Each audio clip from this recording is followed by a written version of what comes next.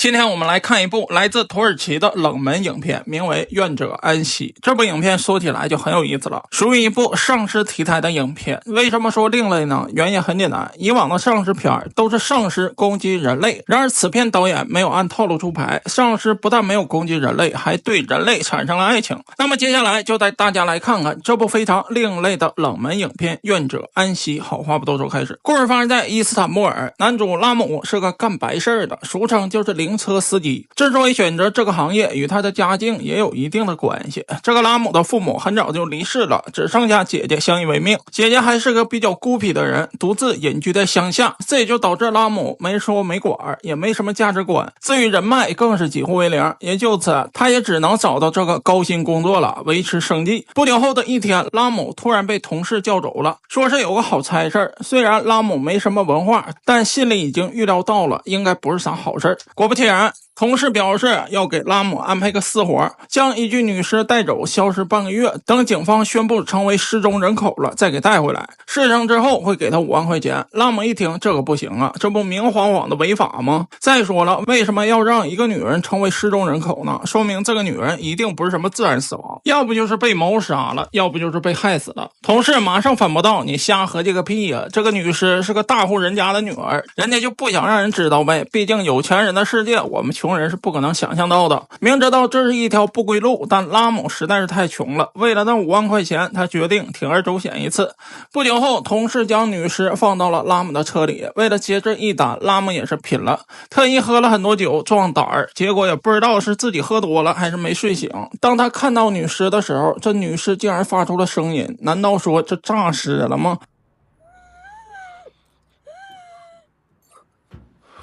吓得他立马跑回了房间睡了一觉。第二天醒来，拉姆又看到了那个女尸，结果发现里面仍旧发出了声音。也就此，他好奇的将女尸抬进了屋，然后打电话给同事，想告诉他这个女尸怎么没死呢？可刚要说却又憋回去了，因为他觉得眼前的这个女人并不能称作是人类，更像是女丧尸，因为她不吃也不喝，但对拉姆身上的肉提起了浓厚的兴趣。为了验证自己的猜想，拉姆主动伸出了胳膊供女尸啃食，结果正对上了他自己的想法。拉姆忍着剧痛让女丧尸饱餐了一顿，可殊不知这个女丧尸的胃口越来越大，再这么喂下去肯定不是办法，过不了多久自己可能就被他吃掉了。于是乎，拉姆有个大胆的想法，那就是找个人顶替自己。那么问题来了，去哪能成功骗到一个人跟自己回家呢？答案很简单，那就是酒吧。不久后，他果然出现在了酒吧，以他多年单身的经验，一眼就能看出来谁是渣男。随后来到了一位黄衣男子旁边，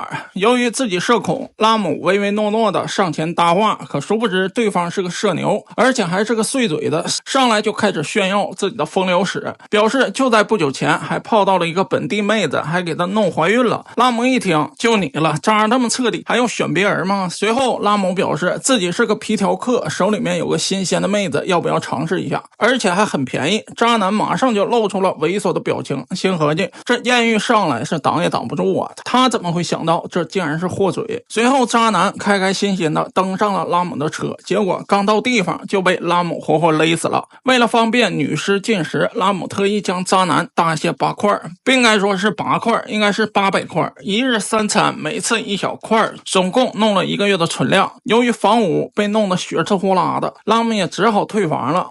好在像这种汽车旅店，老板一般不查房，拉姆直接带着女尸离开了。起初没什么异样，女尸饿了，拉姆就掏出来1小块，女尸再饿，拉姆就再掏出来1小块。可很快就传来了噩耗，那就是他杀人的事儿被警方发现了，并且发出了通缉令。最重要的一条是在案发现场发现了灵车。此刻的拉姆意识到自己即将寸步难行，旅店是住不了了，实在没办法了，他只好投奔住在乡下的姐姐。见到弟弟以后，姐姐有种说不出的感觉，不知不觉两人已经10多年没见了。可姐姐一点高兴不起来，因为她知道弟弟肯定闯什么祸了，要不然他是不会来找自己的。可意外的是，拉姆表示自己赚了一笔钱，想跟姐姐一起分享，毕竟这个世界上只剩下我们2个相依为命了。此话一出，姐姐更加忧心忡忡了，这钱的来路一定不干净。不过怎么说也是自己的弟弟，便收留了拉姆。可很快再次迎来噩耗。第二天醒来，拉姆准备给女尸喂食，却发现他准备的食物已经变成了腐肉，并且散发出一股浓浓的尸臭味，先不考虑女尸吃不吃，只要是拿进屋里面，姐姐一定会闻到的。也就此，拉姆决定重新寻找猎物。很快他就盯上了新目标，是一位援交女。本来拉姆很快就动手了，可由于自己胆小，被一通电话所打断。回到姐姐家以后，拉姆索性也就摊牌了，他表示自己不能再杀人了，我还是给你送回家吧。此话一出，女尸显得异常激动，通过她自己强大的意念给拉姆讲述了自己的遭遇。原来这个女尸并不是什么大户人家的女儿，而是落入邪教组织的失足少女。她是被人举行了某种仪式才变成现在这副人不像人鬼不像鬼的样子。现在的拉姆有些慌了，他完全不知道接下来该怎么办。很明显邪教组织是不会放过这具女尸的，之所以给她弄成失踪人口，就是让这个女尸成为邪教组织永久的雇佣兵，为其卖命。毕竟女尸是不怕刀枪的。可到这儿，戏剧的阴谋发生了。这么长时间的接触，拉姆有些喜欢上了这个女尸，便答应带她远离这个国家，远离邪教组织。不久后，拉姆来到朋友家，准备给灵车翻新一下，自然是躲避警方的追查。可就在此时，意外发生了，姐姐竟然意外的发现了女尸。看到女尸的异样，姐姐是害怕极了。之后她下意识的用刀作为防备，并刺向了女尸，最终导致女尸浑身是血，躺在地上奄奄一息。等拉姆回来以后，天都要塌了，这可是他的初恋呢。虽然不是人，但这一辈子他就爱过这么一次，却被唯一的亲人姐姐给毁了。此刻的拉姆片刻都没有犹豫，立即抱着女尸离开了。可不巧的是，刚开到村口就被警方拦停了。显然警方已经查到这里了，本以为自己即将入狱，殊不知被一个熟悉的身影救下，不是别人，正是女尸。原来挨了之前的那一刀后，反而打开了女尸的任督二脉，解锁了她撕咬的能力，3两下就给警察咬死了。之后的他更是有了目的性，通过意念告诉拉姆他要回去报仇。这要是以前，拉姆一定不会同意的。他知道邪教组织会对女尸做出什么来，而且凭借他一个人根本就无法对抗庞大的邪教组织。可现在不一样了，第一，拉姆爱上了女尸；第二，女尸解锁了能力，战斗力根本不比自己差。也就此，拉姆将女尸带回了邪教组织。与女尸讲述的一样，这个邪教组织最终目的就是创造一大批圣尸大军为自己卖命。为了感谢拉姆带回来女尸，教主特意嘱咐他晚上会给女尸一个体面的仪式，成为自己最杰出的作品。可正当手下小跟班打开车门时，反转来袭，只见女尸已经可以独立行走，并且长出了尖爪利齿。到这儿才明白，这女尸并不是什么上尸，而是个吸血鬼。这虾兵蟹将根本就不是女尸的对手。别看队伍庞大，但是都被逐个击破。见此状况，教主也不得不逃跑了。可女尸怎么可能放过他呢？最终在一声仰天长啸后，将教主活活咬死。